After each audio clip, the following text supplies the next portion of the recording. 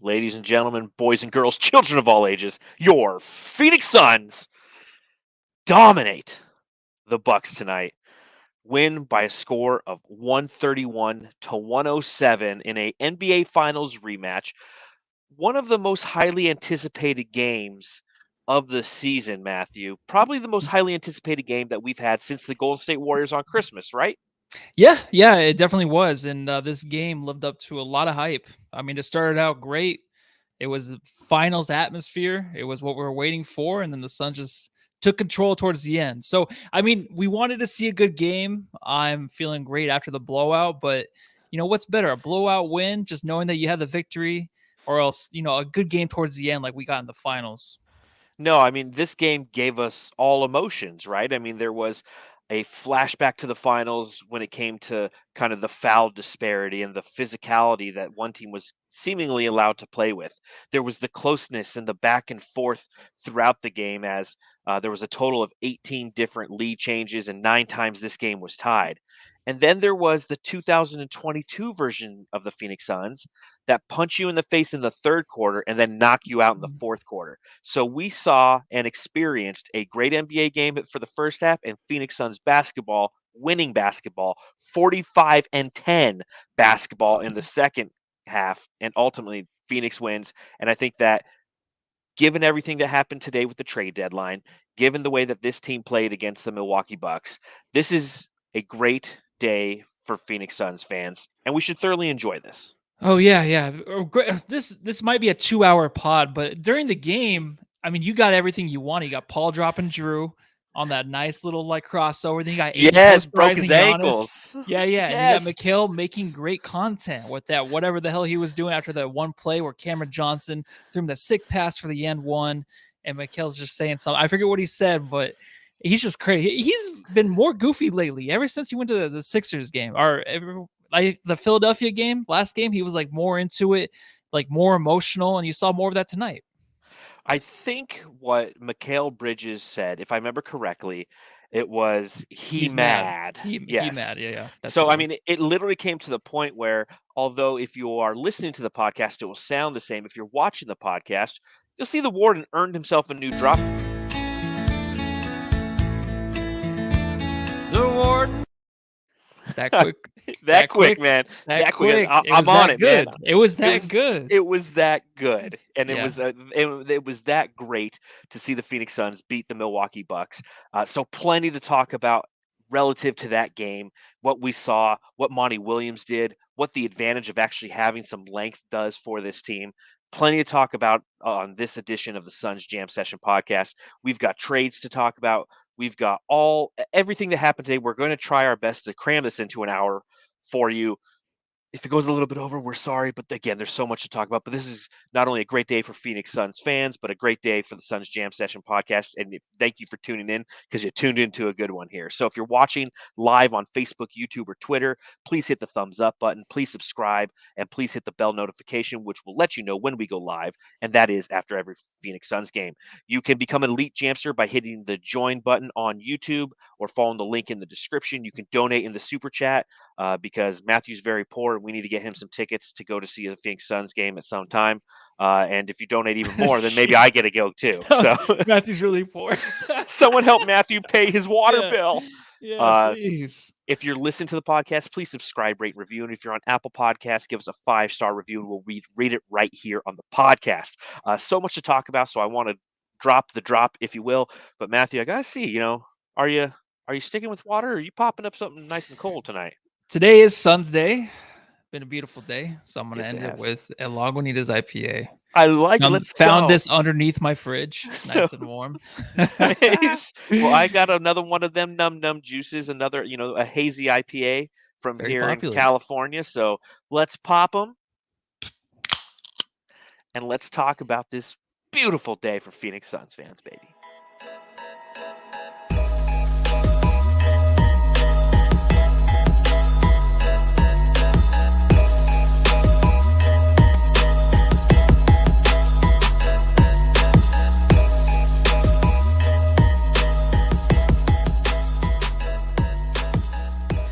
The Phoenix Suns return home after a road trip that was highly successful that even the NBA on TNT crew couldn't get right. They're like, oh, well, the Phoenix Suns are coming off a great road trip. They lost in Miami, but they won. I'm like, they didn't go to Miami. They lost in Atlanta. How Does can this really happen? Does this Yes, really you happen? didn't hear it? No, I did not. I didn't. I think did it's not, man. Kevin Harlan or whatever. At the back end of the game, he was talking about how the Phoenix Suns were returning from a road trip. They were coming off a successful road trip where they only lost in Miami, but they won Yeah. in Chicago and Philly. And I'm like, come on, like you can't Oh, even get that shit man. right. After they just did it the other night when they said that the Suns were on a 2-game losing streak, it's like, has anybody ever just kind of slid them a stat sheet to let them know how great and dominant this team is, man? How does this keep Yeah. happening? The stat person is not even watching the Suns. The disrespect goes that deep to even the stat guy. Yeah, even the stat guy doesn't know how to properly look it up. Stat Dude, lady. just pull up Basketball Reference. Takes 2 seconds. So sorry, micro rant. But it brings me to my first question of the game. Matthew, I got to ask. My first question of the game. The first question of the podcast. Jeez, such an idiot. So coming into this game against the Milwaukee Bucks, obviously we were decimated by the power that is Giannis Antetokounmpo in the 2021 NBA Finals. So Matthew, I gotta ask, were you excited to see the way that Monty Williams utilized his big men in this game? Yeah, it was it's kind of like the moment we were waiting for. I think since of course last year we didn't have McGee in that series, and we've talked about it plenty of times, but I mean if McGee was on that team, it probably would have made a big difference. Not saying they would have won the championship, but it would have made a big difference. The only thing that when they were trying to match DeAndre Ayton and McGee in the lineup against Monroe and Giannis, Yeah. that I mean, it was cool, I guess, but I don't think you really have to focus on that too much with Monroe in the game. Like that's the thing where I feel like Monroe should play himself out of the game. You know what I mean? You can have Ayton in there and you can have Cam at the 4. So I mean, it was an experiment. It's something we've been waiting to see, especially, you know, you're going to probably play this team in the finals and you're probably going to have a chance to probably play even the Sixers. And the last game they got size too. So these bigs, even Biyombo, I'm telling you, man, they have the length, they have the capacity to defend decent against a Giannis, even when Ayton's out of the game. Excuse me, a little phlegm there. When Giannis is in the game, and a little bit more, and Ayton's in. Drink some of that IPA, bruh. Ooh, that's what caused it, man. It's IPA. I'm not used to it. You're used to water. I'm just used to the water. So when you have Biyombo in there too, like even his fouls a few times, like there were pretty decent fouls against him. So I like this. I love these bigs we have. Letting go of Jalen Smith today. We just know we have these guys that can just back up Ayton and put in some good minutes. Yeah, Scheinbach in the chat. Sticks who? Wow. Yeah, too soon. I think this is the time where we'll do it one last time for our buddy Sticks. Sticks report. The Sticks report is no more. I will be deleting that drop, unlike the juice drop, which I've always kept around just in case. But I really thought that was just in case. I always held that hope that we would get Torrey Craig back. And again, it's like I'm so excited to have him back, man. I've been ever since that happened today. And obviously we'll talk trades at the back end of this podcast, but man, I was just like beaming. And I was so busy at work today. And my phone's going off nonstop. And you know, I'm on site here. I'm doing a lot of hiring as we prepare to open a restaurant here.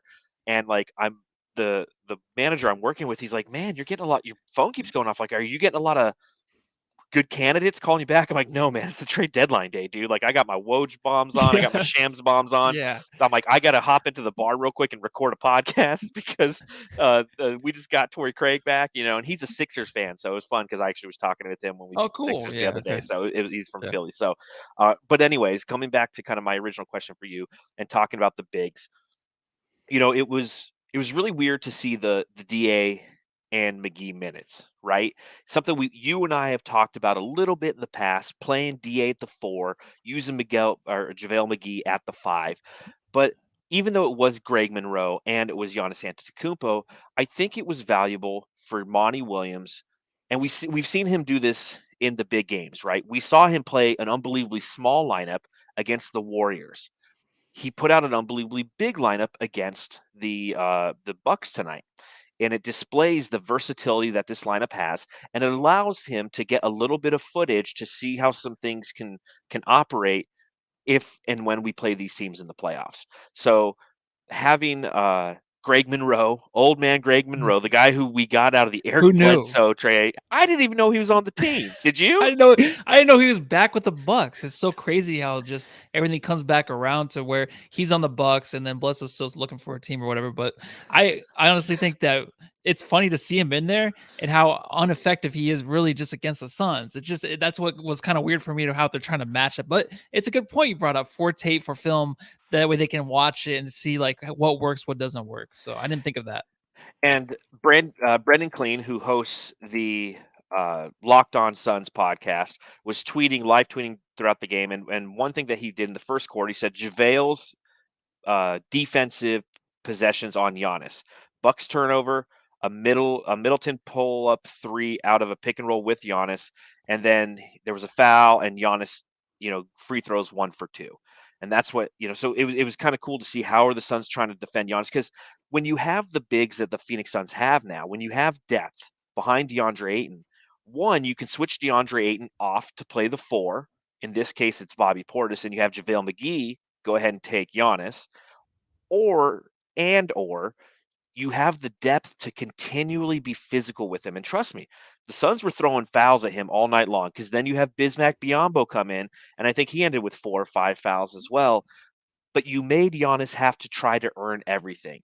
And that's something that in the NBA Finals, when Game 3 came around, all of a sudden Giannis realized like, shit, I don't need my teammates. I can just bulldoze down the lane every time. The fouls that are being called are tic-tac, so they're not physical fouls that are taking him out of his game. Whereas tonight, there were some physical fouls. JaVale fouled him physically, tweaked his ankle a little bit. And it's like, guess what? You're going to come down the lane like a bat out of hell. You're going to get punished a little bit. And the Suns now have the depth to do that.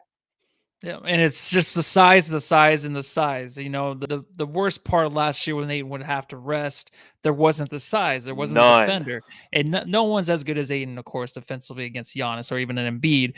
But I mean, just that size that's there, the fouls that they're going to give up, the way that Biyombo just plays just so hard, man, and he can recover kind of quickly against Embiid. And yeah, he had the 4 fouls, but I just feel like they were ticky-tack. That's the way I think it is with Giannis now. I mean, even the 8-1 at the end when he has hands up, and I knew they were going to call that a foul as soon as Giannis went right into him. I mean, that's what's going to be called all the time. And it's so funny because I keep thinking about just the future with the finals between these two again. And it's kind of weird, but honestly, everyone keeps saying it. So I guess we just have to speak it into existence and expect it to happen, because I feel like it's going to happen. Well, and obviously the landscape of the Eastern Conference changed pretty drastically today, and we're going to talk about that a little bit later. But that being said, this might not be the matchup, or it might be. I mean, I honestly don't know, and I'm excited because there's so many possibilities out there. But with this game, you saw an opportunity to see if this is the matchup, what it could be for the Phoenix Suns, and how we've adjusted, how James Jones has made the right moves this past offseason to put the Suns in a successful opportunity if that was to happen. You talked about Bismack Biyombo. Again, Brendan Clean was tweeting out the second quarter possessions, and these were the second quarter possessions for Biyombo on Giannis. There was a turnover, a layup on an assist from Giannis.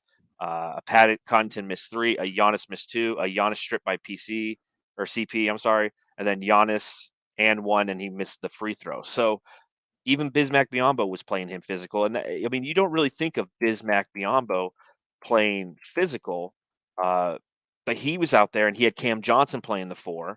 And again, the Suns are just so much bigger than they were last year, and you still have Torrey Craig now on the way.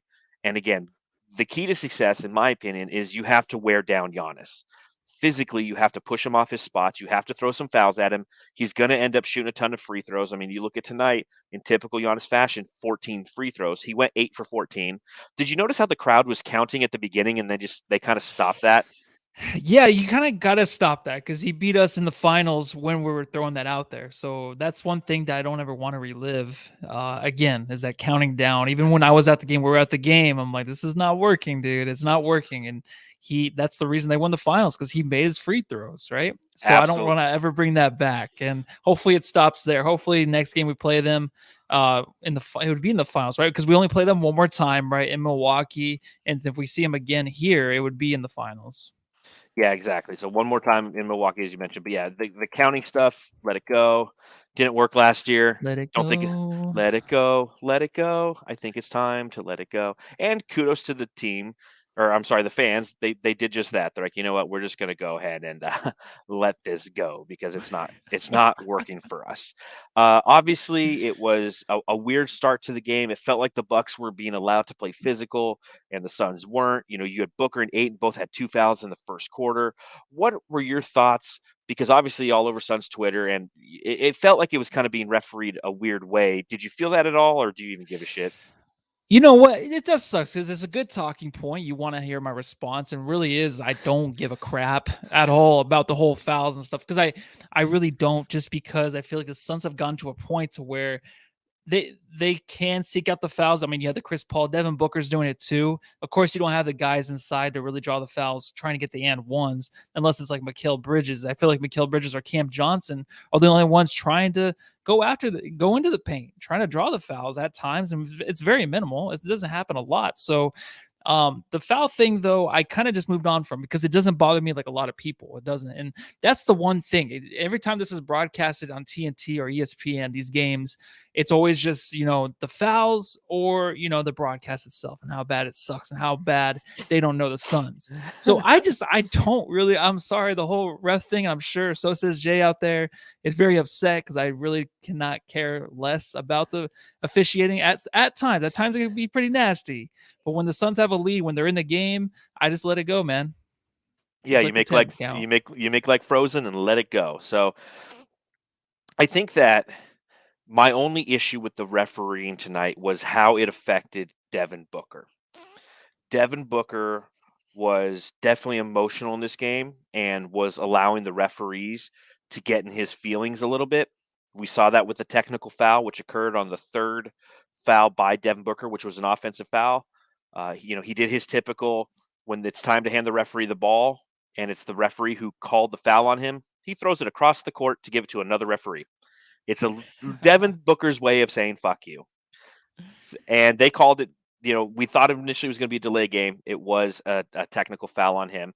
And you kind of look at his overall stat sheet tonight, and it was an off night for D-Book. Played the 34 minutes, went 6 for 19 from the field, 17 points, 2 for 8 from deep, 7 assists. And correct me if I'm wrong, Matthew. And I'll preface all this by saying this is fantastic. Look at that final score. And our best player, one of our all-stars, had a shitty night. That's how great this team is. But do you feel recently Devin Booker is starting to take too many of those Trae Young-esque threes? Yeah, I mean, that sigh probably says it all. So I think in the beginning of the game he shot up 2 of them. Basically, it was right away, probably within the first 3 minutes of the game, he jacked up 2 of them. All right, that's enough of that. I don't know what you're trying to do here. I know the crowd's into it, the atmosphere's behind him. I could tell like the energy's up, but he wants to get those shots off. He wants to get the crowd going even more. I don't know if that's the thing. That's the reason why. The shot taking from Booker hasn't been bad as of late. I think that, the ones that are 2 or 3 feet behind the line need to stop, but I love the more shots he takes, I'm always for it, right? So those ones are a little ridiculous. It's kind of not his character. And I think that's one thing, though, like after this game where him and even probably Chris Paul will have his input. It's like, hey, lay off of those. Like there's no reason for any of that. Like you can get your own shot anywhere on the court, and if you want to run a screen or something, and you can find yourself behind the line of scrimmage, behind the line again, to where it's an easier shot for you. So I'm sure they're looking at that too. It's not something that I think will stick around at all. No, I hope you're right, and I hope there's that analytical side of both he and Chris Paul analyzes how he's been shooting some just super deep threes and not making them. Because to your point, it's not like he's thrown up threes in desperation. It's almost like he's thrown up those Hail Mary threes that make for great highlights. And those are the ones, I mean, again, if you watch the 76ers highlights on ESPN after that game on Tuesday, the 5 highlights that they show, one of them was Devin Booker hitting a super long 3. So those are the highlight plays, and Devin Booker doesn't have a ton of highlight plays because they're not going to every time you show one from him hitting a midi, it's not the most sexy thing, but it's the most effective thing, right? So Yeah. I don't know if he's purposely doing that or not. You look at kind of how he's played when it comes to shooting three, just in like the past 12 games coming into this, he's shooting 30% from beyond the arc. So he's really fallen off. You remember the front end of this season, he was shooting almost 40%. Devin Booker in the last 16 games last 13 games is shooting almost 9 threes a game. That's very out of character for Devin Booker throughout his career. The most he's ever averaged from beyond the arc is 7.1 in 2017/18 on the season so far. He's matched that, so he's definitely. I mean, that's two more than he chucked up all last season. So again, it's okay, not the end of the world. We're winning without him doing this, and once those shots start to fall, much akin to Jay Crowder, we'll see good things again. Yeah, I think so too. And as simple as just he's been so hot from three to where I think they're just going to be around the 8 or 9 range attempts. And the unknown says something Booker should look for DA more, especially when he drives to the paint. That's funny because I was thinking the same thing today. The way Chris Paul was finding DA tonight, like I just wish it seems like something I've really never even mentioned this year yet. I feel like that was last year when I would bring up Booker being more of a distributor and finding a DA because he would just be so blind to him. He wouldn't be able to see any way to give him the ball, which makes no sense. So I wanted to see more of that than the threes, of course. In a game like this, try to get it to DA more. I mean, DA, fantastic night. Oh man, well, I mean, if we're gonna talk DA, then we're gonna definitely give him his drop, man. Ayton watch. This is Ayton watch, and watching Ayton tonight was absolutely fucking fantastic. This is, in my opinion, his best game of the year. He hustled his ass off. There was at one point, it was probably, I think, in the second quarter where he was out there and he was gassed. And it's because he was playing his ass off on both ends of the court tonight. I mean, he ends with a game high 27 points, has 7 rebounds. He's 12 for 14 from the field, and had a fantastic night defensively, had a fantastic night relative to playing Giannis both on and off the ball, shot deterrence across the board. Deandre Ayton was unbelievably fantastic tonight, man. Always shows up when he counts. That's what Westville says. It's so true. He does. I mean, he just expected now. The way he was playing, just running up and down the court, he would appear on one end to the other, like just like that. He was ready to go. And what was good is he had the 2 early fouls in the first quarter. So I'm like, oh, great. Here we go. Like Giannis is drawing the fouls against him. But I mean, it wasn't an issue for him. It's the same stuff we're talking about, just like in the finals, where he's 12 for 14. So if the Suns were to like end up losing this kind of game, which, I mean, playing as a team, that's the Suns, but it's more like, no, keep finding DA. And Chris Paul did a great job. What did he have? 17 assists tonight? 19. 19 assists. Oh, excuse me. I'm sorry. How dare I think it's you? 17 assists. But yeah, I mean, in the third quarter, they didn't let up with them. Like they just kept finding him, or it was mostly Chris Paul just finding him, giving him the ball. The mismatches were always there. The alley-oop, like we said in the beginning, the poster on Giannis, like there's just a different look, a different feel to him, to where he can get up. And then I think what was his name? Oh yeah, Shaq. Oh, there it is. Yeah, there it is. Shaq For those watching, we got the poster. That doesn't look like anyone's punking the Suns right there, right? That's that's the Suns punking Antetokounmpo. That's because he can get up for the moment, and we all know that as Suns fans now. Yeah, and what were you saying about what Shaq said? Oh, remember before when he was talking about how the Suns can be punked? Yes, right. Yeah, exactly. I didn't see that tonight. I mean, this is a big game, man. It was like the Super Bowl of the NBA so far. It was. I mean, you have the Super Bowl or the NBA Finals rematch, and the Phoenix Suns were punking them. It's like the He's on Fire podcast who's watching along live, a great podcast to follow, hosted by Coach Evan B. Give them both a like and follow if you get a chance, Jamsters.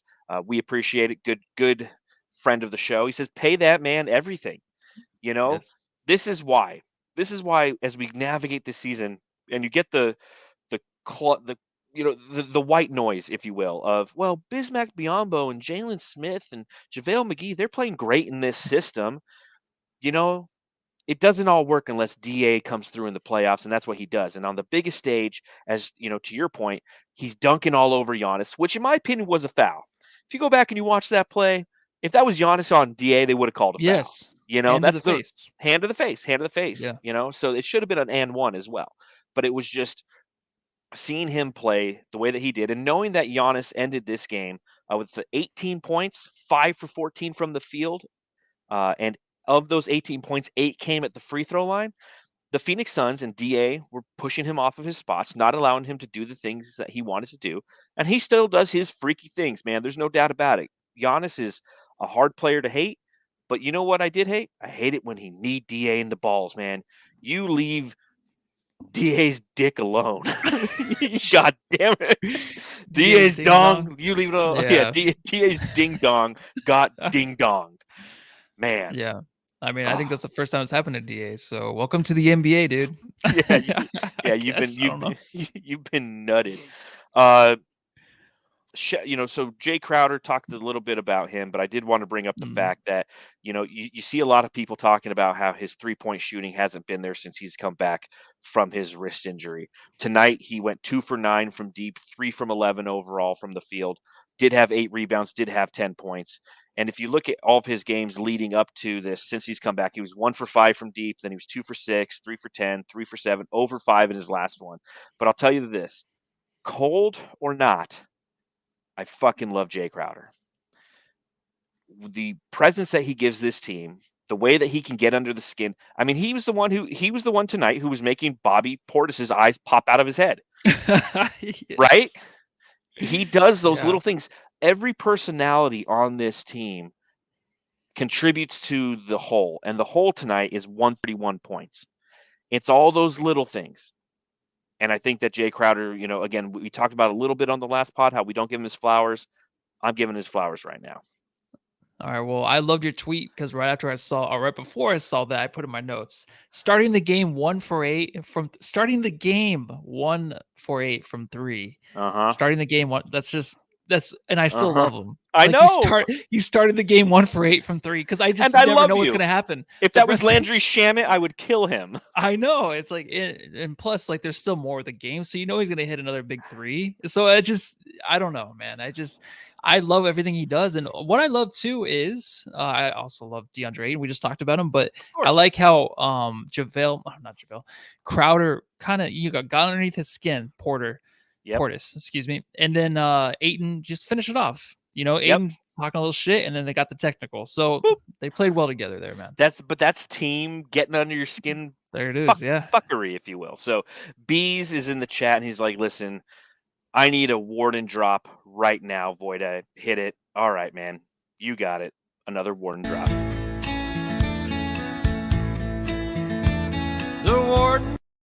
Mikal Bridges, again, had a fantastic game tonight, doing what he's been doing so well over recent games. And that's cutting. It's playing a lot of really good backside offensive basketball, playing quality defensive basketball. Ended tonight 7-11 from the field, including 2 of 5 from deep. Had 18 points, 2 steals, 2 assists. Of course, there was that savage play that he had off of that amazing pass from Cam Johnson. And you take a look at the way that he's been playing over the last few games. And I mentioned this a little on the last pod. It's like we're starting to see kind of this consistent version of Mikal Bridges. In his last 7 games, not including tonight, he's averaging 37.8 minutes per night, scoring 20.7 points, 5.7 rebounds, 35.3% from deep, and 95.5% from the free throw line on 3 attempts a game. Mikal Bridges is really starting to become that Scottie Pippen-esque type of figure that we have been asking for, especially when the majority of the players were out with COVID, injured. He's finally starting to show up, and I honestly think the reason he's starting to show up is during those games with COVID injuries. Although he didn't necessarily exert himself offensively, he was gaining confidence in what he was doing, and now that all of his buddies are back, the starting five's back together, he's like, "Hey guys, I can play too," and he's doing it, and that's why you put up 131 points. Yeah, and sometimes, like in this kind of situation, I would be like, let's be careful. Let's not talk too much, because before to start the season, he started out this way. In a way, he did not as good. He's kind of came back around, and he's been even better. But now it's like he's more emotional. Like I said, the last 2 games, like he has a smile on his face. I don't think Chris Paul liked that in the third quarter. There was a smile on Bridges' face, and Chris Paul, the next possession, was getting pissed. I don't think he was pissed at the refs. I think he was pissed at his team because he's like, you guys got to chill out. We still got a lot longer to go in this game. But he's more emotional, he's more engaged, and him and Cameron Johnson, like just even that play, that the little thing that you just took, like those two together. When those plays happen, you think about the future and you think about how much better they're going to be together, even better. Like it's insane because they don't get a whole lot of time to play together, obviously, because one starts, one comes off the bench. But when those plays happen, they know each other so well, them and Ayton. I'm telling you, they have like their own little triangle offense thing that they have going. It is beautiful. I want to see more of that. And then you have the best backcourt in the NBA behind them. I mean, it's just like it's like, insane. I like it's tough because I don't want to come off as like a fanboy podcast, right? Where we just sit around and we praise the Phoenix Suns ad nauseum. But what they're doing right now deserves the praise.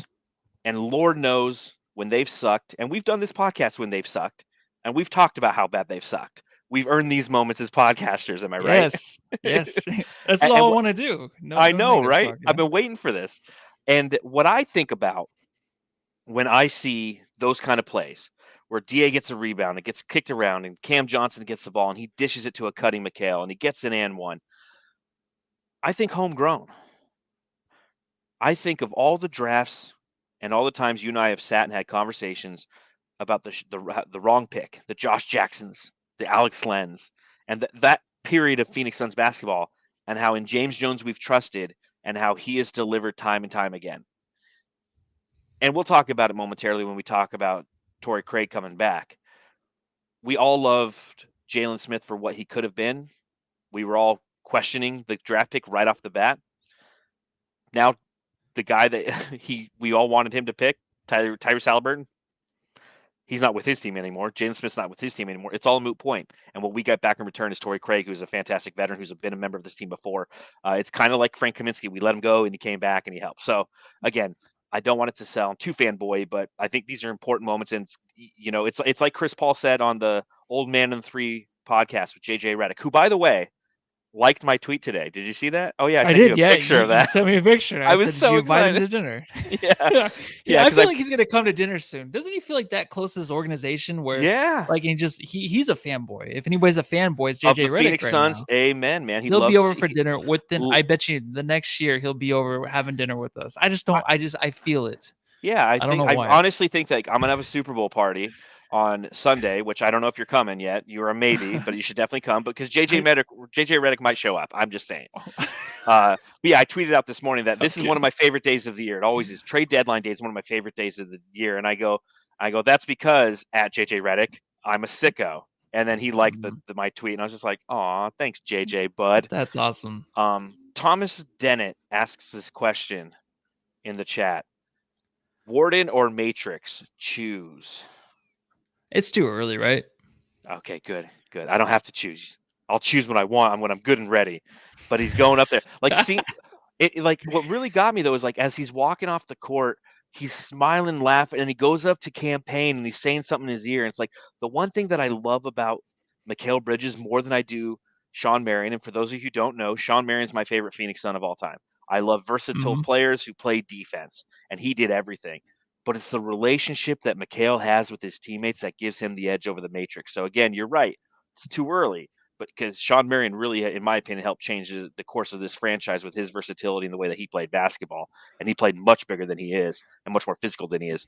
But still, like that's a tough question, man. It is. And I just remember the Matrix, if he was talkative on the side when they were actually, I don't know, maybe when they were benched 2 minutes a game, they would just, I think someone used to always fart all the time. He used to always be like this all the time. Yeah, he used to always do that. He used to always do that. I don't know if he was just laughing and talking or someone farted because he's all the time. But yeah, this team's chemistry is ridiculous. So. He was probably bullshitting. So yeah, they talked a lot about how Cam Johnson plays all four positions outside of center tonight. Yeah, did you hear that? Well, that's true though, right? Well, He's only played He point guard can. a little bit in the last game. It's the first time he really has. For the most part, we've seen him at a 2, 3, and a 4, but mostly the 3 and a 4. But man, it's like he spent like I bet you if you looked on his basketball reference page, it might say 1% of the time playing point guard. But that's all Kevin Harlan would talk about on the broadcast. Like Cam Johnson, a guy who can play 1, 2, 3, and 4, passes the ball, and then he makes that amazing pass to Mikal. And you're like, yeah, that was very point guard esque. Oh, see, I thought it was 2, 3, 4, and 5. So I went it up a He little was bit. talking 1 through 4. Okay, well, I mean, he can play all 5 then, I guess, because we said it last pod. I think he's a tweener in between the tweeners. Like he just plays everything. So he was kind of when he said that, I was like, oh wow, someone did a deep dive on our podcast or just actually watches the Suns because he does basically anything the Suns ask. Yeah, exactly. And but they get that right, but then they can't get the fact that we lost to the Hawks right, and they Miami. So Yeah. whatever. What are your thoughts, real quick? Kind of looking a little bit at the Bucks right now. Obviously, this is a team that got better. I feel today. I feel low key. Both them and the Suns made moves that really do a good job complementing their organizations. Dante DiVincenzo's out, and they end up in a huge deal, which we'll go over some trades here momentarily. But they picked up Serge Ibaka. What are your Yeah. thoughts on that? Because you're a Serge guy, right? Yeah, I think he was one of the guys the past few years that I wanted the Suns to go after, especially last year. He was one, and you liked him too, I think. But he, of course, I right wrote now a piece on him. Yeah, I do remember that. It's a good pickup for them. I think they need it, right? I mean, it's something where you even saw tonight where size is like something the Suns have now, kind of over the Bucks, and they don't. Now they just Might don't. have the You could tables tell when turned. Giannis is out. Yeah, you can kind of tell when Giannis is out, or even tonight, you can kind of miss him tonight. He wasn't really there the whole game, but it's a good pickup. I think it's definitely what is needed, and it's kind of like I don't know if it's something like they're comparing themselves against the Suns, like, oh man, if we play this team again, maybe we need more size, or it's No, something the in the Sixers. East. The Sixers. The Sixers, yeah, I know, but Andre Drummond, he's terrifying. But I was yeah, I was like, ooh. But Robin Lopez is out, and obviously when they have Robin Lopez in next to Giannis, it's a completely different team because the way that Robin Lopez plays is he's really good on the boards and he's a great shot deterrent and shot blocker, but he also stretches the floor on the offensive end, which allows Giannis to navigate that space productively. Like he's the perfect kind of big that you would like to put next to obviously Giannis, which kudos to their general manager for doing that. But like in New Orleans as well, like that's the perfect complement to a Zion. Somebody who can play defense that can help Zion and then can play offense away from the ball and stretch the floor so Zion can navigate. So Serge Ibaka gives them more depth there, especially when they come back, because you do have to go against if you want to win the East, it's going to be the Nets or the Sixers, and the Bulls. The Bulls got a long way to go because they don't have the size. Vucevic ain't what it is, and he would get dominated by Embiid. So I think that that's a good move for them to go deep.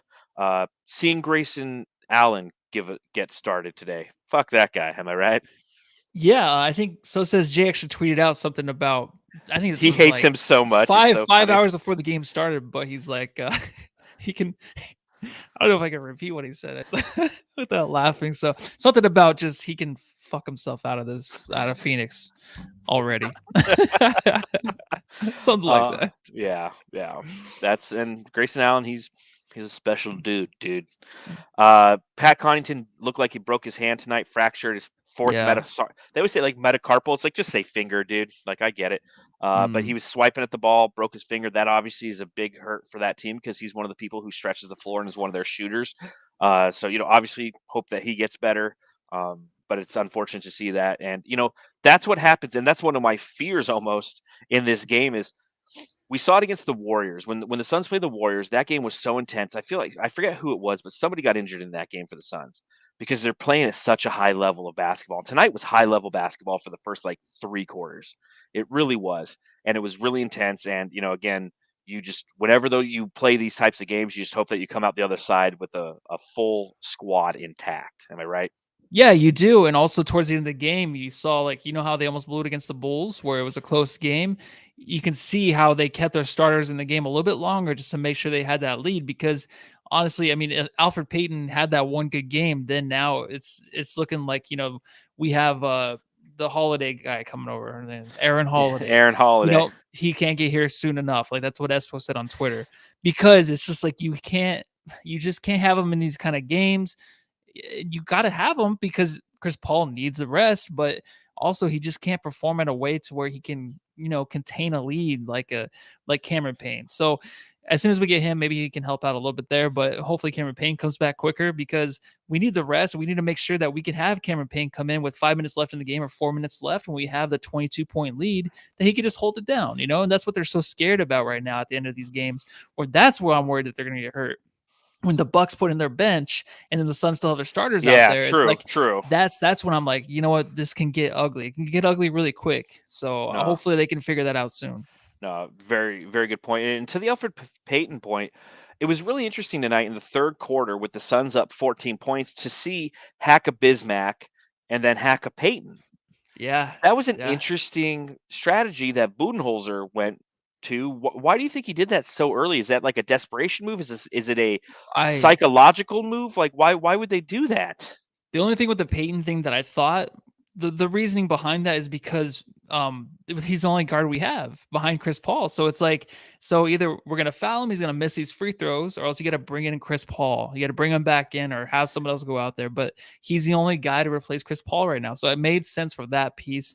The Biyombo thing, not too sure. I mean, it's just something to kind of slow things down, right? Switch up the momentum. I think that's really what it does. Yeah, I think that the end goal was they were trying to take the Suns out of their free-flowing game, try to steal, if you will, about 5 points, get it down to like a 9-point game, and then because you could see at the back end of that quarter that Giannis really kind of went into fuck my team, I'm just going to drive mode. And if they had done that with 9 points versus a 14-point deficit, maybe that would get them down to 5. And then obviously going to the fourth quarter makes it much more attainable. But Elfrid Payton, a 62% career free throw shooter, didn't know that, didn't realize that. And that's why the addition of Aaron Holiday is such a great addition by the Phoenix Suns, because he's a career 82% free throw shooter. He's somebody who you're not going to do any of those strategies against.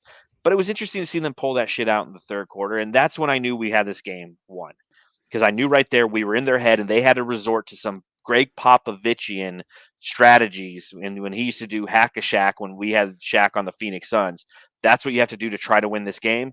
If that's the case and it's the third quarter, we know we got your number. Yeah, definitely. And we did bring up Cameron Payne, and someone, Thomas Dennett, said Cameron Payne spitting knowledge on a hot mic interview. Yeah, I heard about that.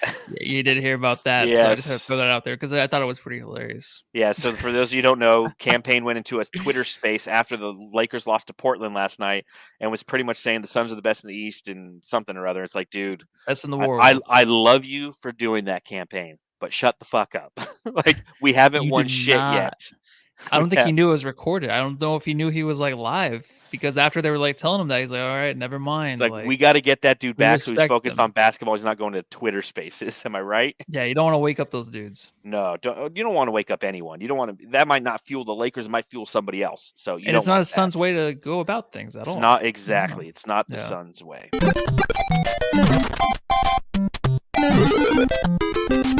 Jam star of the game. All right, Jamsters, if you're watching along live on YouTube, please hit that thumbs up button down below. And please comment in the chat and let us know who your Jam star of the game is.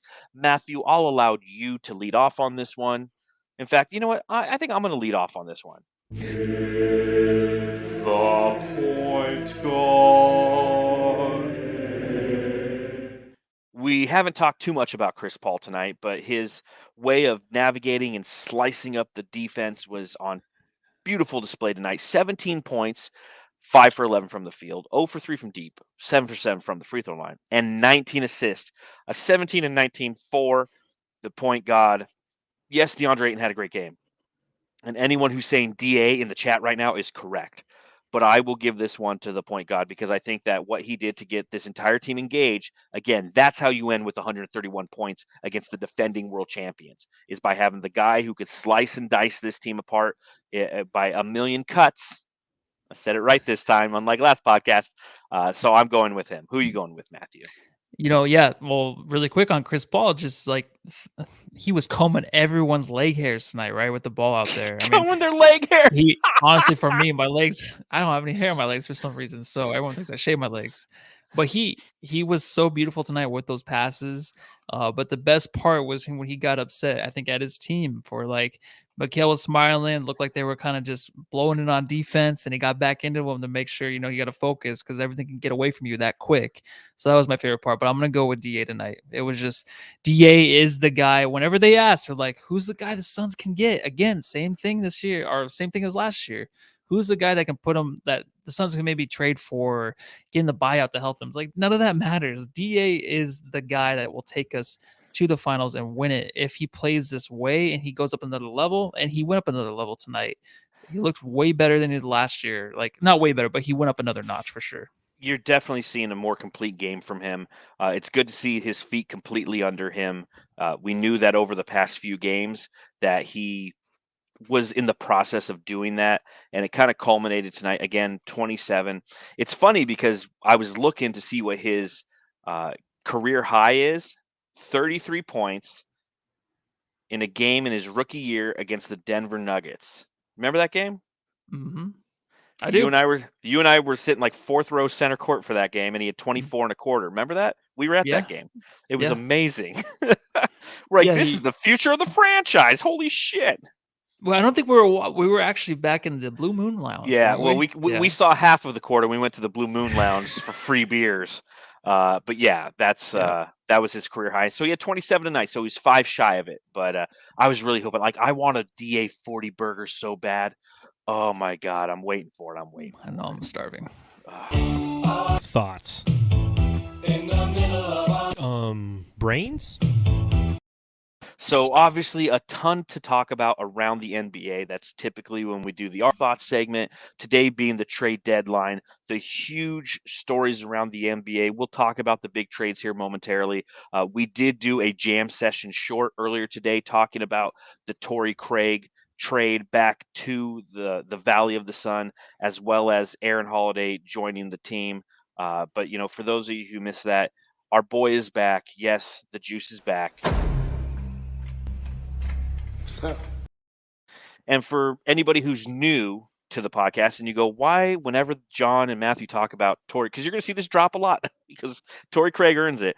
Whenever the reason why we call Torrey Craig the juice is because last season when he joined the team prior to the trade deadline and we watched him play, we just said Torrey Craig, whenever he comes on the court, he brings the juice. He's kind of that player who isn't all the way to like a Lou Amundsen kind of energy player, but there's a fluidity to his game. He looks a little bit like Tupac, so I'll allow it.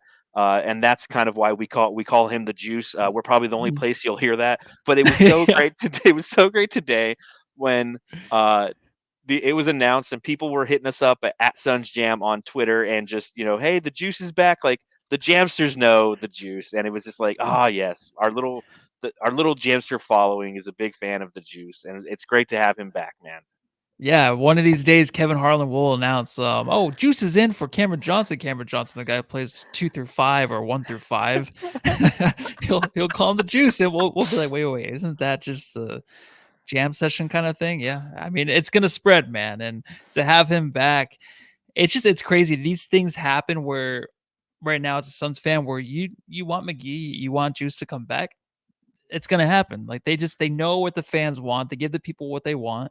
And we're very happy for it, dude. I can't wait to see him in uniform. I wish it was tonight because it's so funny how we're playing the Bucks because it would have worked out perfectly. Oh, I know. Going against the team that he ended up getting a ring with because he played for them half a season. Yeah. I am interested again, as we mentioned on the jam session short, to see what number he's going to wear because Wainright currently wears number 12, the same number that he wore last year. I know I'm stupid, but every time a new member joins the Phoenix Suns, I'm always excited to see what their jersey number is. I would love for him to wear 21 because I think 21 looks very good on a Phoenix Suns jersey, especially those Valley jerseys. It would look really nice. So we'll see. So obviously you have that. You have Jalen Smith leaving as part of that, a second-round pick leaving as a part of that. Again, thank you for your service here, Jalen Smith. Your efforts this season were just good enough to bring back the juice, so we appreciate that. And then the other side of the transaction, we talked about it on our jam session short. We didn't know what the other, what the outgoing transaction was for Aaron Holiday. So correct me if I'm wrong, and I'm sure the Jamsters in the chat will do so because I probably am wrong. But the Suns, the trade for Torrey Craig, they sent the second round pick and Jalen Smith to Indiana for Torrey Craig and cash considerations. And then with the Wizards, who did a fire sale that we'll talk about here momentarily, the Wizards sent Aaron Holiday to the Suns for cash considerations, and the Suns also received I forget the name of it. It's the something player exception. Essentially, it's for an injured player, and because Dario Saric hasn't played at all this year, they got a certain amount of money recouped to their budget because the player has been out all year. I know that they've applied for that. So essentially, they got Aaron Holiday kind of for free. Am I right? Yeah, they did. After all of that, you explained it perfectly, but basically, yes, it's just a solid trade for a guy that we got for free, and I feel like that just like Torrey Craig last year. Exactly. Yeah. So I mean, there were times in the past where James Jones would trade some piece here or there that probably didn't need to go, but nowadays he's doing a better job. And even back then, I defended him, maybe because I'm just a Suns fan, but I liked what he did back then when he would just give away a player or two or a pick when he didn't need to. But it's all worked out. It's everything is just working out great. Thank you, Scheinbach, and thank you, Crazy Luigi. Disabled player exception. So essentially, you get money back. So they use that money to go get Aaron Holiday. Unfortunately, for the Phoenix Suns, they have to, because that puts them over 16 players on the roster. They had a bid adieu to Abdul Nader. So he did go. That wasn't fake.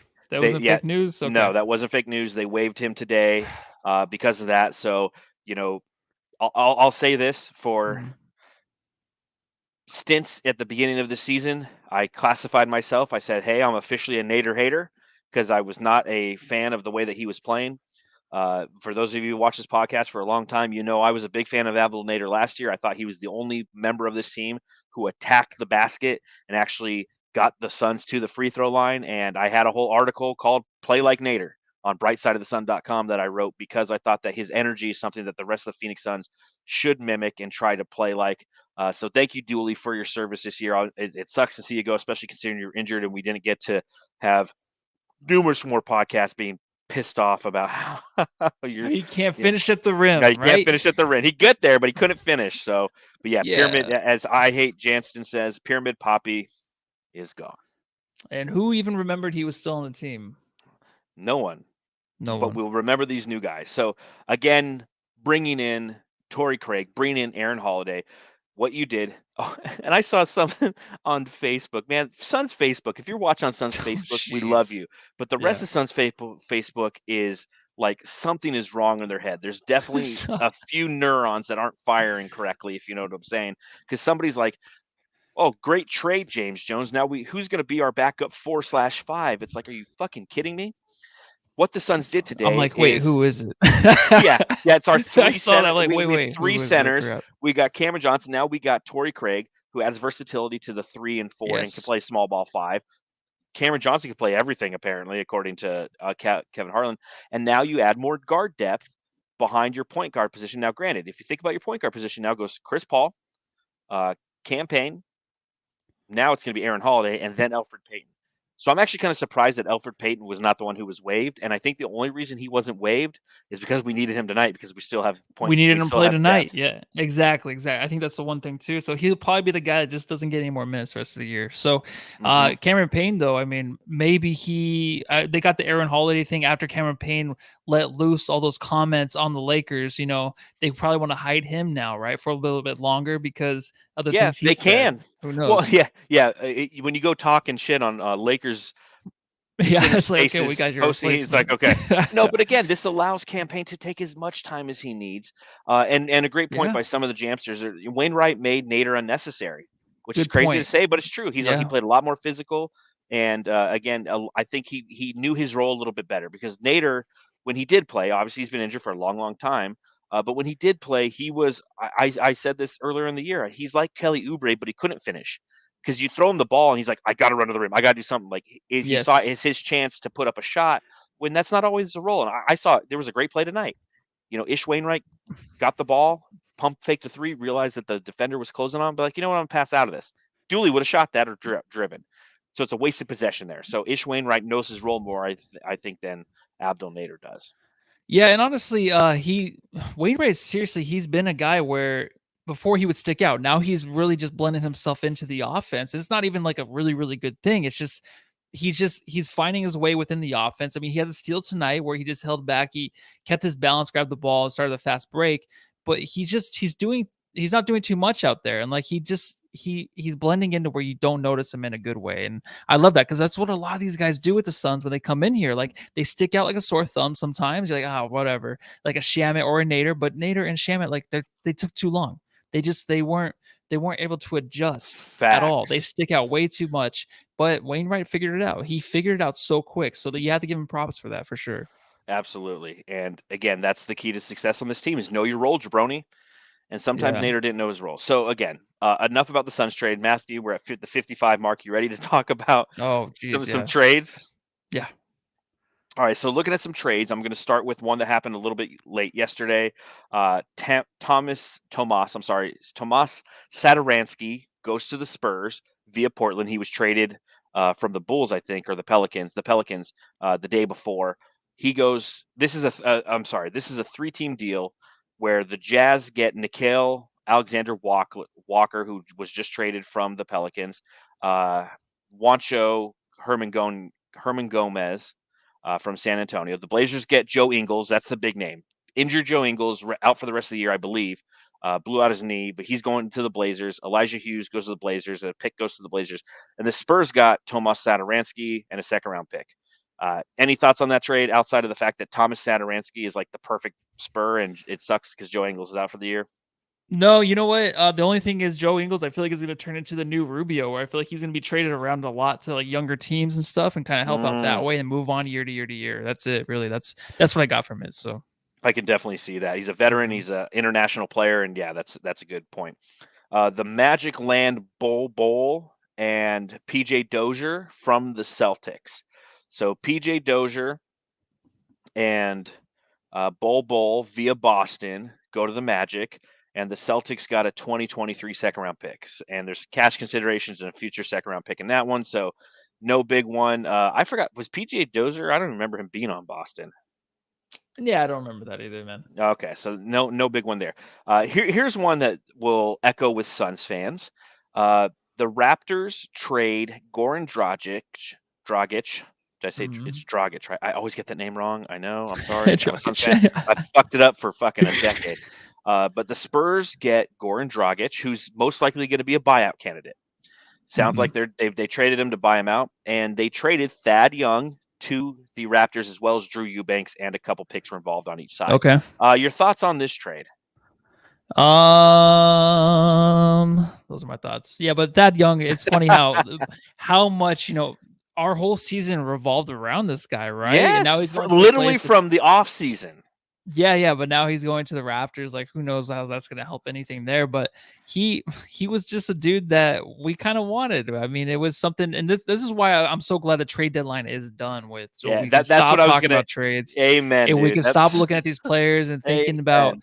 It's just over with. And maybe that's the reason why Ayton was to show up tonight. You know what I mean? Yeah, maybe that bothers him sometimes with this trade stuff. So I'm just glad it's over with, man.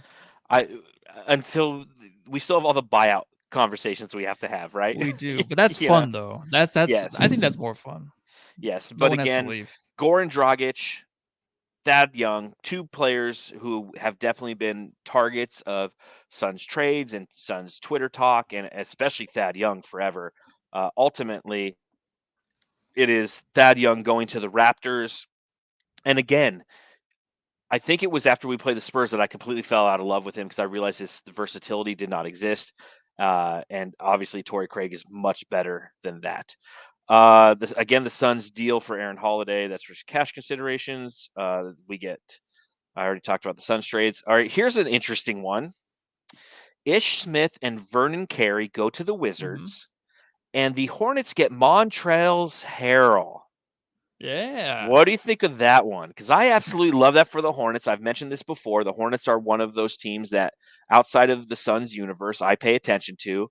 And I think that does nothing but fortify their bench energy. It's a high energy team to begin with, and now you got Montrezl Harrell there. I love that for them. I did too, and it's another guy too I've always really liked. I kind of put him up on a pedestal more than what he should have been received as, because you and me both. I know, and like it's so funny how years go by and you're like, okay, maybe I was a little off on this guy, but I guess he could be one of those dudes that I love too much. I'm like, okay, good thing the Suns didn't get him because everything else worked out so well. But it's perfect. I mean, the Hornets always now are grabbing these dudes, the high energy, the high flyer. I mean, he's not really a high flyer, but he can get above the rim. He can the offensive rebounds. He's always owning the boards down there. I love seeing the Hornets get better, because it all started out with, LaMelo Ball, but even before that, I mean, Gordon Hayward. Yeah. It's just they're pulling something together there, so they have to keep building, and that's what's so good about seeing this, is because they're continuing to progress into a positive way. I just think that with LaMelo Ball getting into the All-Star game, which is great. I love which seeing is that. awesome. Absolutely. It's well deserved.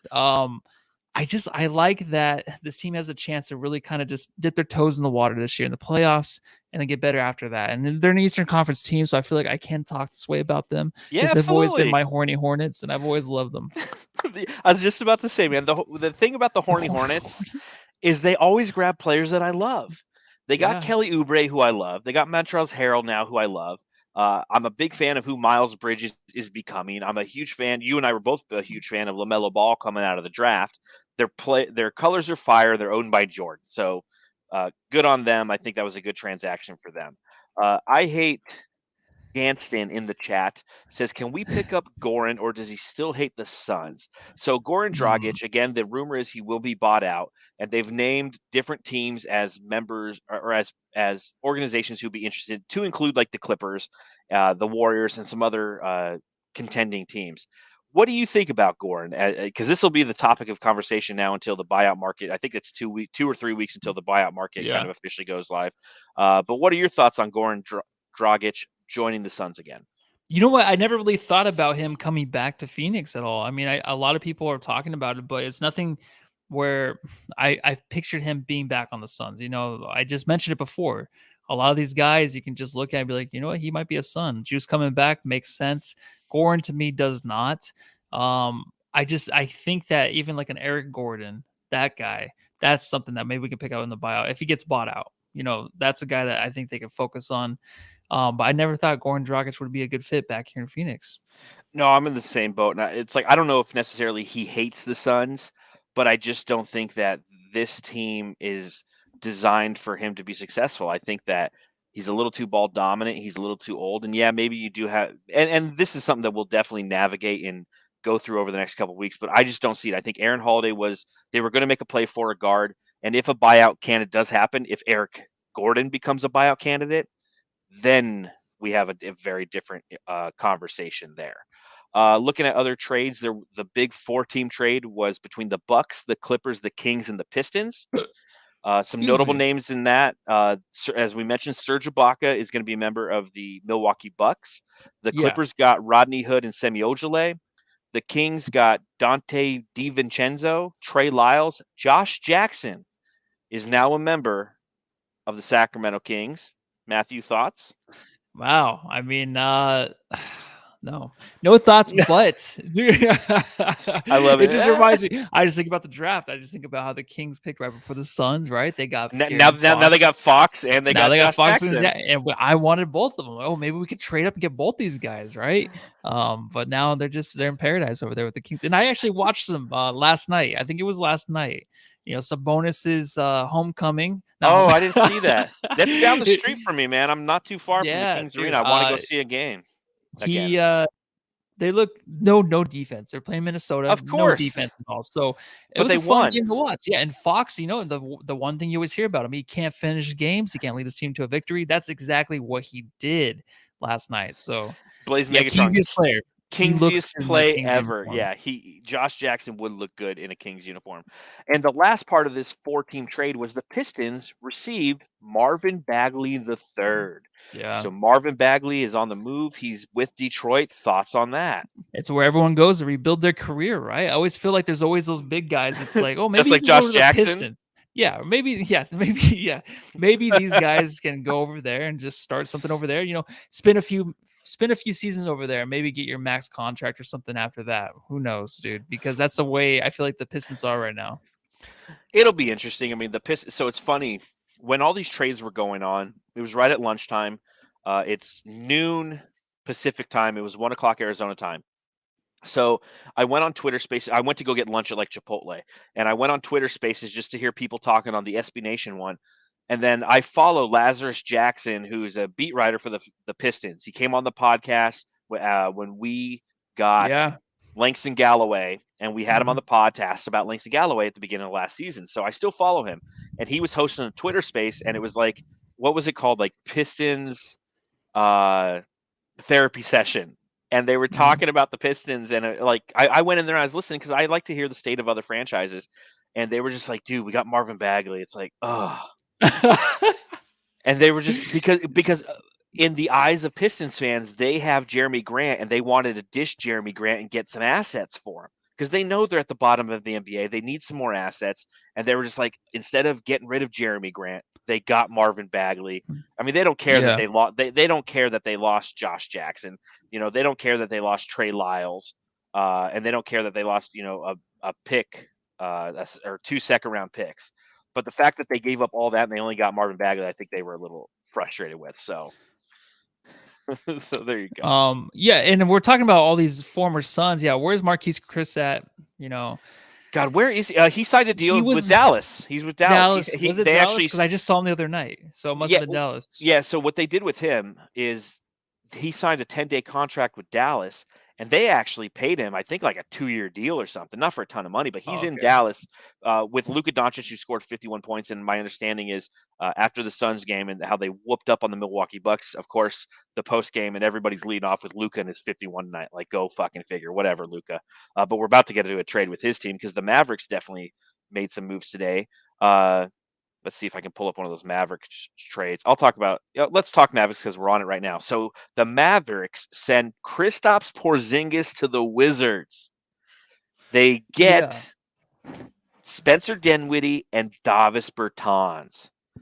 What do you think about that, man? The unicorn, the zinger, he gone. It's almost like Lucas scored 51 tonight because he was so happy that Porzingis was gone. That it never worked out. Right from the start, you could see it. I mean, you could feel it that they obviously could not work well together. I don't know if that's like a Luka Doncic thing, but I think it's more of a Porzingis thing too. He still thinks he's the number one, so he's gonna thrive over there with the Wizards, right? He's like, I'm the number one white dude. Yeah, I don't know Bertans and Dinwiddie. I don't know what you're gonna get with these dudes. I think Bertans is just not that good, honestly. And maybe if he's in a different situation, it'll help. But I mean, how many wide open threes has he missed? I mean, how terrible is he just on defense? Like, I don't understand what the dude really does.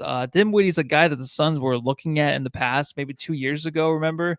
I always remember Gamble's like, yeah, Dinwiddie. I'm like, who the fuck's Dinwiddie?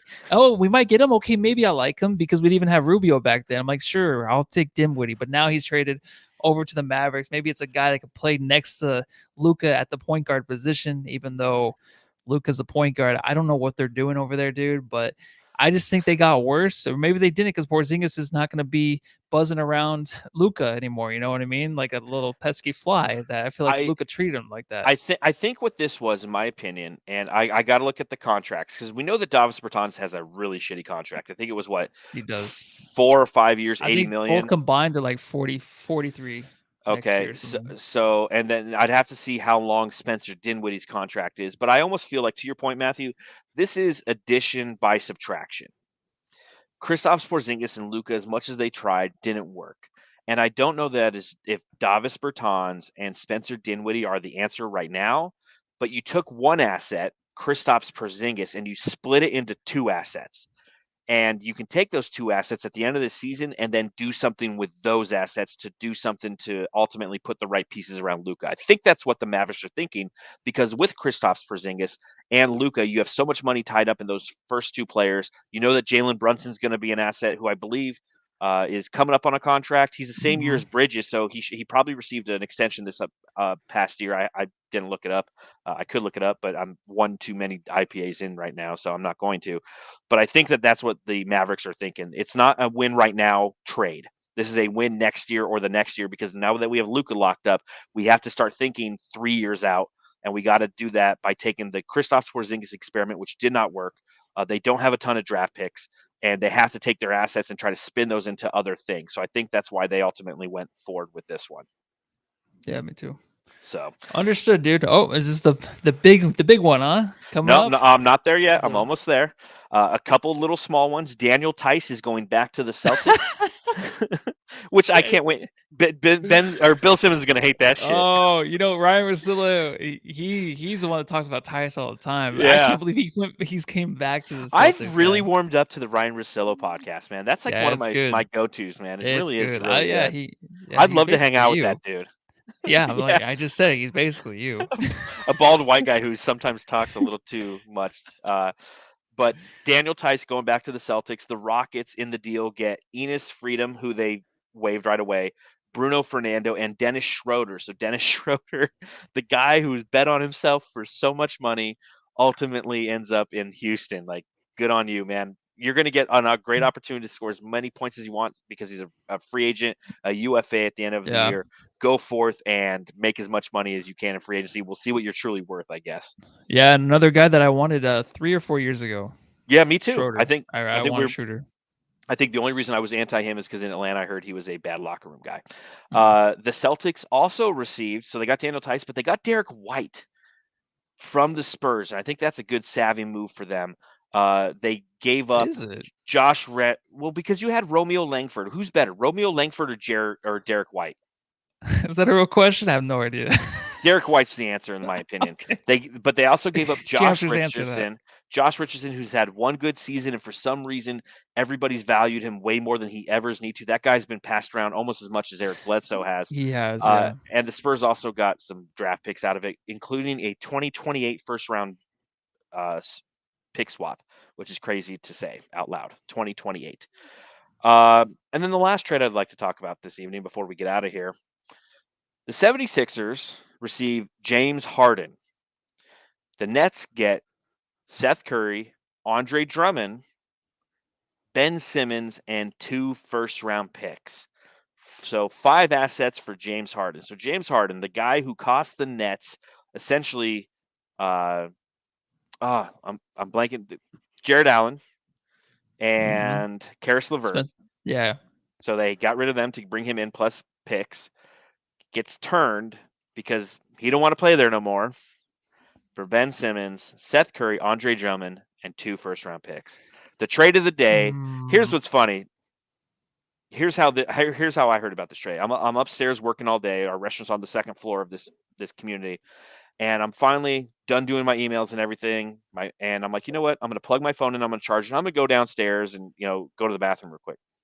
I'm walking downstairs. Literally, as I'm done walking downstairs, I look down at my watch because I got the Apple Watch. It's got like the notifications, and there's the trade right there. I'm like, of course. And I was like, and then some guy sees me like, hi, how you doing this morning? He's doing the whole like good morning spiel to me. I'm like, dude, fucking James Harden, the trade just happened. He's like, huh? I'm like, never mind, dude. So where were you when you heard about this altering trade? I'm like, I got to piss. Where were you when you heard about this altering trade? And let's talk about this a little bit. Yeah, so I was just at work sitting down in my cubicle. That gives me back problems. I swear. I do boxes. You need a standing desk. I do need that. I wish they would provide me one. I know I pray for one every day. But yeah, I was sitting there. I was watching the No Dunks podcast basically all day. They were doing the emergency podcast every time a trade would happen. So I was watching one, and then that happened, and they didn't know about it yet. But I mean, first reaction, and I just want to throw this out there really quick. If anybody watched the All-Star picks tonight with Kevin Durant, that was one of the funniest. We got to talk about that after this. Yes, yeah, okay. Absolutely. That was fantastic. Oh, I was laughing my ass off. But everyone knew the trade was going to happen, which is so weird. And this never happens with trades anymore in the NBA, or I don't know if it ever has, where there's 2 guys, or a lot of these trades that happen, you kind of saw that were going to happen, right? Like, even like CJ McCollum finally got traded, right? This year with the trades, it just everything was going left or right. This is the year where it actually everything happened. Like every year it's all rumors, and then like nothing happens like last year. Everything happened this year. The two guys are like, yeah, they're gonna trade for him. Okay, like a week ago, or even the beginning of the season, it was like something. So it actually happened, and I'm really happy for both teams. I honestly think, I mean, if you want to, if who won this trade, like that question, I honestly, I like the Nets. I love. Okay, if Ben Simmons ever comes back to play, I love what the Nets have. Dude, he said he's gonna be on the team on the road with the team starting next week. Okay, well then I didn't even know that because I saw the release from his manager saying he still has some time, he needs to come back, but that was earlier today. And this team, you can play Ben Simmons everywhere. They don't really have the bigs, of course. They got Andre Drummond, but who cares? I really like Ben Simmons playing big. He can play. Oh yeah, yeah. Drummond was part of the trade. I'm sorry. Yeah. But I don't even know if he'll start. But I think you can just like in crunch time, you'll have Kevin Durant, Ben Simmons. What do you say? No. No, he wouldn't start. There's no way you're starting fucking Drummond. No, I know. Yeah. Okay. Was that what I said? Yeah. You said, I don't know, maybe he'll start. I'm like, what? No. No, he would not.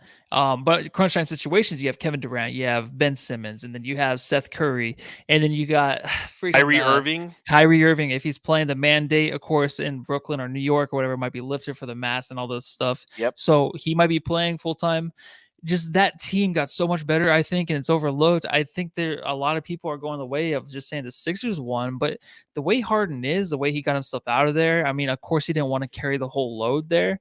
And he admitted that too, right? Carry the whole load, like shut up. Yeah, Harden. I know, but honestly, it's something that, of course, when you're that old, of shit. When you're that old, though, dude, and you kind of want some help, you probably got sick of Kyrie or whatever. I don't care, but I love Ben Simmons so much. I really hope that they do very good. Like him and Kevin Durant, one of my favorite players to watch. So if they can make things happen there, then I'll be a big Nets fan. And that's a team that you have to worry about now as a Suns player, as a Suns fan going to the finals. Yes. So much for me to say here. It's late, so I get to burp to the mic. Yeah. We're over an hour and 15 minutes. This is longer than any podcast I think we've done outside of like final stuff. But so many thoughts here, so much to say. So Matthew, cut me off at any time to retort or save your retorts. Write down your notes and on your retorts. So I'll start with what you said. The Nets getting Ben Simmons. So I'll start with Ben Simmons. Pros. I'm a big Ben Simmons fan. I think that I've stated that in the past. I'm not a fan of Ben Simmons this year because of the way that he's gone about what he's done. I think the frustrating thing about this trade ultimately, and you knew it was going to happen and it needed to happen, and I don't care necessarily at the end of the day that it happened, but you reward two shitty players for the quitting on their teams. You have two guys who just quit on their teams, and Harden's done it twice now, where he's just quit on his team. I don't want to play for the Rockets anymore. I'm going to be fat and shitty. And then he goes to Brooklyn. All of a sudden, I don't want to play here anymore either. I'm going to be fat and shitty. And I saw him play last week against the Kings, man. He had 4 points, and he looked fat and shitty. I don't like players like that. Obviously, I love the Phoenix Suns. The Phoenix Suns are all about we, not about me. Okay? Ben Simmons, the frustrating thing about me for Ben Simmons is he's been, I don't want to say hiding behind the moniker of mental health, but he's been using mental health as an excuse as to why he's not coming back. The moment he gets traded, he's on the road with the team and he's working himself back into place. So it wasn't a mental health issue. It was I don't want to fucking play for this team issue. And that's okay. Just say it what it is, because mental health is a real issue in this country, in this world that we live in. Don't hide behind that. Don't use that as a crutch, because much like certain other movements that have happened in this country, in my personal opinion, there's good merit behind those movements, and there's people who take advantage of those things. And I don't like people who take advantage of that. We've heard it here on childhood trauma. I come from a family that has mental health. My dad flew pigeons, and he was a paranoid schizophrenic, manic depressive with agoraphobia. So I understand what it's like to have mental health issues and to live around that. Don't use that as a crutch. That's my one frustration in this situation with Ben Simmons. Outside of that, I agree with you, Matthew. He's a fantastic basketball player, and I think in this system with this team, he will be an ideal player. It adds some defense, much needed defense to the Nets. On the other side of it, I can understand why people think that the Philadelphia 76ers won this trade. Why? Because typically when you trade one player for 5 assets, it's because that one player is worth 5 assets. It's the old Bill Simmons thing, right? Like, here's 4 quarters for $1, the dollar always wins. Now, that being said, one of those 4 quarters was Ben Simmons, so it's an all-NBA player. So, I mean, there's a lot obviously going on with this trade. I think we don't know what's going to happen. We don't know how it's going to play out. I think it benefits both teams, and I can't wait for 2 things. I can't wait for March 10th, because that's when the Sixers play the Nets. And I hope these teams play in the playoffs, because I would love to see Ben Simmons have to go back to Philly, and I'd love to see Fat Harden go back to Brooklyn. That's quality entertainment if you're a basketball fan. Yeah, and it'd be more of Ben Simmons go back to the Sixers, because the Brooklyn fans, like, who's really gonna care? Did they even remember that Harden was on the team? I don't think they would. But Ben Simmons going back to Philly would be great. And the mental health thing, I don't know, man. It's a tough thing to say. The way I've always been on Ben Simmons' side in a way, just because I'm a big fan of his. I get it. And I love the way he plays, and they're talking about one shot in the playoffs that I don't know, man. I'm excited. Yeah, when they play each other in the playoffs, because it's gonna happen. They're gonna make sure that these two teams are playing each other, and I hope it happens, and I can't wait to. We're getting there close, especially because we have no skin in that game because we're out here on the West Coast. And Crazy Luigi brings this up, and I 100% agree with this statement right below. It says Daryl Morey also got redemption for getting shit on most of the season. It's the same thing when it comes to the Suns and James Jones getting shit on, not nearly on the same level, for not re-signing Jalen Smith to a rookie extension. Because essentially they bring in Torrey Craig. Torrey Craig makes the same money as Jalen Smith, yet we have him locked under contract next season too, whereas we didn't with Jalen Smith. We flipped that asset that everyone thought was a distressed asset into Torrey Craig. You look at what Daryl Morey's had this whole season, and I can still remember where I was driving. I was in Las Vegas working at my new job the first week of the season, or the first week of the preseason, when the whole Ben Simmons doesn't want to play for Philly thing happened. And everyone started in on Daryl Morey. It's like, what do you do? What do you do? What do you do? And all season, he's been shit on for how he's navigated that asset. And essentially, he turned that asset into James Harden. Okay, good, bad, or indifferent, fat or not, whatever. You got yourself a guy who's won multiple scoring championships, has been a member of multiple All-NBA teams, and is one of the most elite talents in the league. If you were to put a list of probably the top 15 guys, James Harden could potentially be on it. We'll see how it plays out in the All-NBA. But yeah, Crazy Luigi, spot on. I think that Daryl Morey is getting his redemption because he played that asset right. He played his poker hand right. He held on as long as he could instead of trying to panic, which a lot of GMs, let's admit, a lot of GMs would have done. Yeah, always. Because then, you get that media coverage, you get everybody shitting on you. So you try to move that distressed asset and you don't get anything out of it. Again, what did he get out of it? He got Seth Curry, which is not something to shake your head at. I get that Seth Curry is now going to be moved to the bench and he's going to play behind Ben Simmons. But what that does is those games where Kyrie Irving can't play at home until the mask mandates are lifted, which I think is not too long. Thank God this thing might be finally fucking over. But on those home games, Seth Curry is going to start, and that's a quality asset there. You also get Andre Drummond, who fucking release his ass, and then you get 2 picks out of it too. I think Daryl Morey played that shit, great, because he gave up those assets in order to get James Harden, which could potentially, now you have James Harden and Joel Embiid. That's scary, dude. It is. I don't know where I am with. I've always been a James Harden fan. I was always in defense of him and his play because he adapted to the NBA when back in the day where you get to the line that easily. But now he hasn't. Yeah, and he hasn't adapted to the way it is now. So I don't know, man, because I haven't seen enough of him lately to really understand what he is and how he's going to produce. I'm sure he can get back to his all-star form. Kyrie, though, it's funny because Kyrie will never play, but when he plays, it's like, oh my God, this guy's fucking amazing, right? Like he can just come into, he can take 2 years off and come back in and make a difference. I just love. He's got gray hair now. Gonna be sick. He does, yeah. It was pretty cool. Again, I went to the Kings versus Nets game the other day, and I got to see Kyrie play in person. And it's just fun to watch, man. Like if you love basketball, you love Kyrie. When Kyrie kind of reminds me of Barry Bonds, whereas like everyone hated Barry Bonds. Now, granted, he was a San Francisco Giant. And if you're from the Phoenix area, you hate the Giants. If you're a Dodgers fan, you really hate the Giants.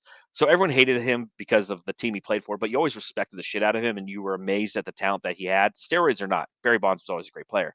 But off the field, he was known as just a raging fucking asshole.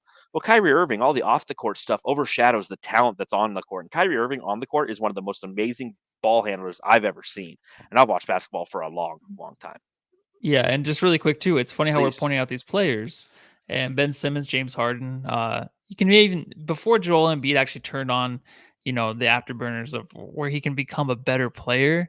He was hated, I feel like, by a lot of people. Now we're talking about James Harden, Ben Simmons. Everyone hates them. It's just so weird, like how two of these players are top 15 players, because Ben Simmons is, I think, a top 15 for sure when he's playing. When he's well, right. When he's right. It's just like we hate them so fucking much because all their problems are out in the public. It's such a weird thing. It's like we hate these guys, but we're gonna watch them, and we can't wait for the playoffs to watch them play each other. It's sports hate. At the end of the day, it's all love. It's all sports hate. No, That's I why think people really hate them. people need to get a life, then, dude. Like, focus, put that positive energy into your life. Just have fun. It's sport. That's what makes it fun. Okay, the last thing I want to talk about tonight is the All-Star selection between Team LeBron and Team Kevin Durant. Now, you watched this live, correct, on TNT? No, I was watching it actually the last 5 minutes of the Suns game.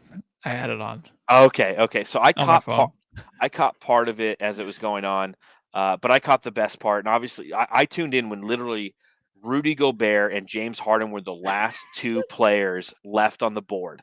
And you got LeBron sitting there, and you got KD sitting here. And I should have clipped this and put it on the podcast. And I'm sorry for not doing that, Jamsters. I really should have.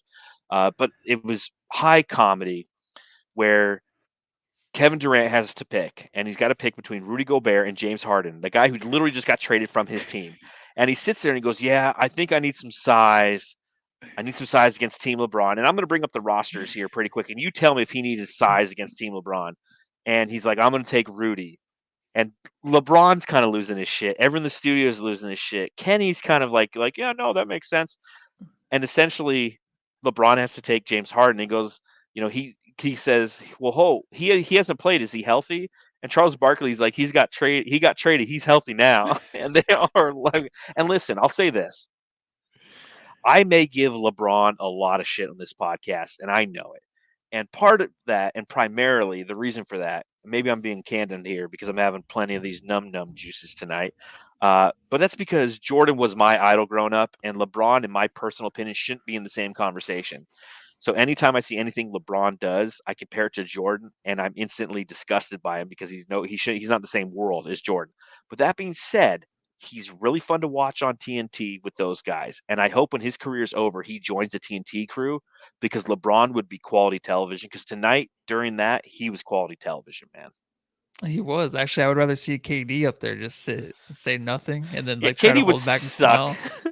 KD was hilarious tonight, dude. Like, he was playing it so well. He's always quiet. He doesn't want to talk to them. And they asked him about his injury. Like, Yeah, he's gonna come back. He's just like, no. No.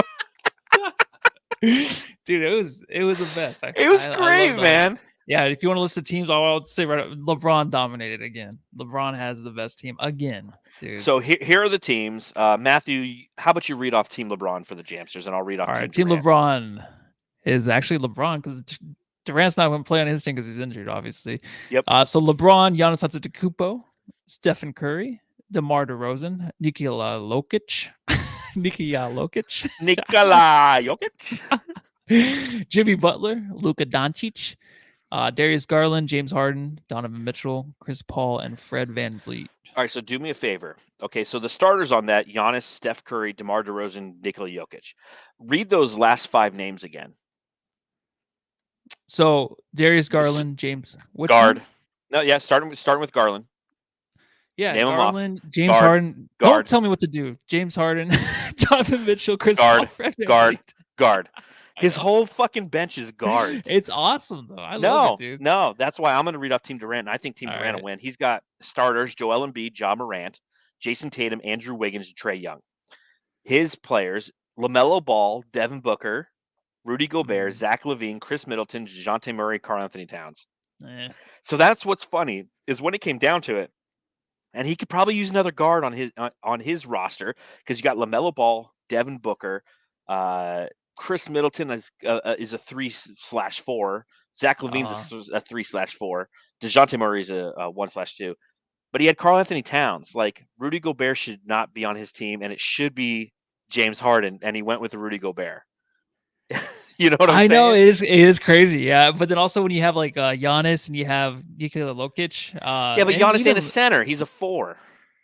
yeah, it doesn't matter, dude. It's an All-Star game. I think the names is all that matters, dude. He has ball players. LeBron's got the best players. That being said, I think Team LeBron is 4-0 in All-Star game history. Yes. But here's the other thing that I like, okay? Now, obviously, Chris Paul is going to be a member of Team LeBron, who's going to be coached by Monty Williams. You have Devin Booker, who's part of Team Durant, who's not going to be coached by Monty Williams. He'll be coached by whoever the winner is in the East. We don't even know yet. But if you look at the graphic we have currently displayed on the screen, you'll see that Devin Booker's jersey will be the red jersey. We've talked about these jerseys in the past. The red jerseys look much better than the gray jerseys. Yes, yeah. And that's a highly cut. Like, I might want to buy that jersey. That's a good looking jersey. If I buy a jersey, it's gonna be the Valley jersey. So.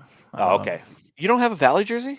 No, I do not. You don't? Not I almost bought one last night. Someone put a link on it on Twitter, and I saw that they just releases some more of the Just Sports. I almost got it. Yeah. That's a reminder to anybody who's listening. If you go to justsports.com, the Just Sports shop online, and you use Suns Jam in the as a checkout code, you get 15% off, and they're releasing a bunch of new stuff. So yeah, when I bought the Valley hat, I bought the Devin Booker jersey. It's the first. I'm like, this is the Booker jersey I will finally buy. Yeah, I almost texted you. Like, hey, so is it XXL I should get? Because I know they come smaller, right? They come small because I have an XL, and yeah. I look like a fat 39-year-old white dude. I was texting it out to you, and I just like backspace. I'm not gonna get one. I was seriously so close to getting one. Oh man! Anything else you want to talk on this edition of the Suns Jam Session podcast? Cameron Johnson. I don't think we even talked about him. No, I'm just kidding. Dude. I'm getting a little too close to the camera right there. Yeah, you're okay, folks. A little freaky, dude. How you doing, Cam Johnson? You beautiful son of a bitch, you. You son of a bitch. Well, on that note, Jamsters, we've gone an hour and a half. Definitely a huge night for Phoenix Suns fans. A huge day for Phoenix Suns fans as well. Not only getting 2 really good pieces to this organization, but also coming out and just fucking waxing the Bucks tonight, which is fantastic. So we thank you for hanging out with us on this edition of the Suns Jam Session podcast. We'll be coming to you live once again following the completion of the Orlando Magic game against the Suns on Saturday night. So please tune in then. Subscribe, rate, review wherever you're listening to this podcast. If you're watching, please give us a thumbs up down below. But until then, I got a little bit of my num juice left, and I fly home to Phoenix tomorrow. So I'll be in the home studio. Yeah, so you won't. And then the Super Bowl, you gotta let me know if you're coming because I gotta cook food. I'll be there, dude. I'll be there. Word. And Matthew, how high are you? You look like you've eaten like 3 gummies tonight. I just want to see the before and after this pod of what I looked like before. Like, I'm just scrunched up into like a tumbleweed over here, dude. I'm tired. All right, yeah, everyone go home and love your family.